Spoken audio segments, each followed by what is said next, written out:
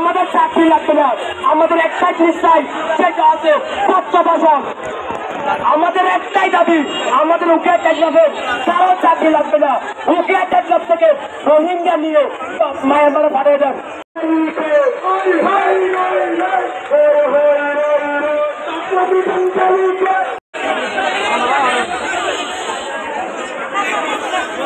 আমরা দেখেছি একটা বৃহৎ অংশের আমরা কিন্তু সাপোর্ট পেয়ে আসছি। আমরা সরাসরি রাস্তা ব্লকেটে আসি নাই, আমাদের যারা আন্দোলনের ডিসিশন নিচ্ছিল ওনারা সরাসরি রাস্তা ব্লকেটে আসি নাই, ওনারা সময় দিয়েছিল কয়েকদিন, তাদের ধৈর্যের সীমানা পার করেই এই রাস্তা ব্লকেটে নামছে। আজকেও এটার গুরুত্বটা যদি আজকে দিনের মধ্যেই আপনারা ফিডব্যাক না দেন, এর থেকে ভয়াবহ কিছু হতে যাচ্ছে। জানি কোথা থেকে স্বৈরাচার পতন হয়েছে, এখন শুধু হোস্টিসার পতন থেকেই এই রোহিঙ্গা প্রত্যাবাসন হবে। আমরা ওই পর্যন্ত স্থানীয়রা ডাক দিব, কোন হোম অপহরণ থেকে কোনটার থেকে বাদ গেছে স্থানীয়রা, সময় আতঙ্কে পার করিয়ে এই স্থানীয়রা কোন সময় ঘুমালে যে কোন সময় জবাই করে দিয়ে যায়। স্থানীয়দের অগ্রাধিকার না দিলে এখানে কি আপনারা সন্ত্রাস করে তুলতেছেন? আমাদেরকে স্থানীয়দেরকে আলাদা করে দিয়ে আপনারা ওখানে কি এই এলাকা দখল করার প্ল্যানিং করতেছেন? ডিসেম্বরের 31 তারিখ পর্যন্ত জয়নিং লেটারে আপনাদের ইয়ে করা ছিল, আপনাদের প্রতিজ্ঞা ছিল এই ডিসেম্বর 31 তারিখ পর্যন্ত আপনাদের প্রজেক্ট চলমান থাকবে। শুধু স্থানীয়দেরকে কেন বাদ দেওয়া হলো? তাহলে আপনাদের ফাঁক না থাকলে আগে রোহিঙ্গাকে বাদ দেন, স্থানীয়দের আগে। এবং আমি আবারও বলতে চাই, স্থানীয়দের বড় সাপোর্ট কেন বলতেছি, আমি কক্সবাজার থেকে আসার সময় এদিক থেকে প্রায় আধা কিলো হেঁটে আসছি, তখন ড্রাইভাররা বলতেছে আমরা এখানে 2 দিন দাঁড়ায় থাকবো কিন্তু তাদের আন্দোলন সফল হোক। আপনারা যদি খুব তাড়াতাড়ি মেনে না নেন এবং খুব তাড়াতাড়ি গোল টেবিল থেকে এবং এসি রুম থেকে যদি ডিসিশন না দেন, এর থেকে বড় আন্দোলনে পরিণত হবে এবং অনেক বড় একটা ডিসিশন স্থানীয়রা চলে যাবে। আমি প্রতিনিধিদের অনুরোধ করব, যেগুলো রুগীর এবং অ্যাম্বুলেন্স আছে আপনারা খুব স্বচ্ছতার সাথে কাজগুলো করছেন। আমি চাই স্বেচ্ছাসেবী ভলান্টিয়ারি কাজ করে যাতে আমাদের আন্দোলন সফল হয়, স্থানীয়রা আমাদের পাশ থেকে সরে না যায়, আর প্রশাসনিক সহযোগিতার সাথে আমাদের রোগী যাতে পারাপার করতে পারে সবার সহযোগিতা, এবং এই আন্দোলন চলমান থাকবে যতক্ষণ না সুরাহা হচ্ছে।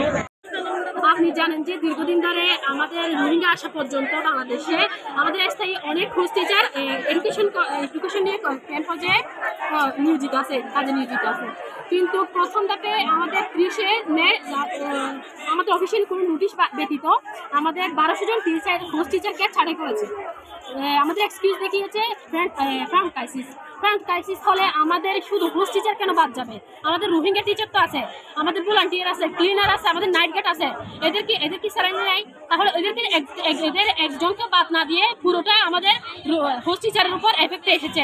তারা আমাদের কিছু টিচার রেখেছিল অ্যানালাইসিস করে উইথাউট স্যালারি 3 মাস পর্যন্ত যদি ফান্ড বাড়ে তারা ওই টিচারগুলো থাকবে। কিন্তু গতকালের নোটিশ অনুযায়ী এখন পুরো হোস্ট টিচার জুলাই 1 তারিখ পর্যন্ত তাদেরকে বাদ দেওয়া হয়েছে। আমরা চাই আমাদের দাবি যদি পুনর্বহাল না হয়, ইউনিসেফ এডুকেশন নিয়ে ক্যাম্প পর্যায়ে কোনো কাজই করতে পারবে না। এডুকেশন বলতে অফ থাকবে, কোনো রোহিঙ্গাদের জন্য ইউনিসেফ কাজ করতে পারবে না, এটাই দাবি। সম্মানিত যারা হোস্ট কমিউনিটির শিক্ষকগণ রয়েছেন, আপনাদের প্রতি আমি শুভকামনা জানাচ্ছি। আপনারা জানেন, আপনারা যে আন্দোলন করতেছিলেন সকাল থেকে এখানে আমাদের নেতৃবৃন্দ আছে এবং উপজেলা প্রশাসন এসেছেন। আমরা জেলা প্রশাসন সহ RRRCর মিজান স্যারের সাথে আমরা কথা বলেছি। আপনাদের আবেদনের প্রেক্ষিতে, আপনাদের দাবির প্রেক্ষিতে আমরা RRRCর সাথে কথা বলে দ্রুত সিদ্ধান্ত নিয়েছি। আগামীকাল থেকে শিক্ষা সম্পর্কিত যত ধরনের প্রকল্প আছে ক্যাম্পের ভিতরে সবকিছু কি থাকবে, স্থগিত থাকবে, যতক্ষণ না পর্যন্ত আমাদের এই হোস্ট কমিউনিটির 4000 শিক্ষককে পুনর্ভাবে বহাল করা না হয়, তাদের সুবিধা যাতে নিশ্চিত করা না হয়। RRRCর পক্ষ থেকে আমাকে মুখপাত্র হিসেবে বলতে বলেছেন, ওনারা ইতিমধ্যে মন্ত্রণালয়ের সাথে যোগাযোগ করে শিক্ষা কার্যক্রম স্থগিত করার জন্য চিঠি আমাদের কক্সবাজারে নিয়ে এসেছেন, এন্ডোর্স করে আমাদের কাছে পৌঁছে দিবেন। আমি এই চিঠি আপনারা যারা নেতৃত্ব দিচ্ছেন তাদের হাতে পৌঁছিয়ে দিব। আমি আপনাদের প্রতি করজোড়ে অনুরোধ জানাচ্ছি, আমাদের সামনে ঈদ উল আজহা আসছে, এখানে হাজার হাজার মানুষ এবং আমাদের শত শত গাড়ি এখানে রোডের মধ্যে জ্যাম হয়ে আছে। উকিয়াবাসীর পক্ষ থেকে আপনাদের কাছে আমি করজোড়ে অনুরোধ করতেছি, আপনারা গাড়িগুলো ছেড়ে দেন। আপনাদের সকল দাবি দেওয়া মেনে না নেওয়া পর্যন্ত উকিয়া রোহিঙ্গা ক্যাম্পে কোনো ধরনের শিক্ষাক্রম আমরা দিব না। আপনাদেরকে করতেছি, আমাদের নেতৃবৃন্দ আমরা আপনাদের সাথে আছি এবং এই শিক্ষা কার্যক্রম আমাদের হোস্ট কমিউনিটির 4000 শিক্ষককে বহাল না করা পর্যন্ত আমরা কোনো ধরনের ছাড় দিব না।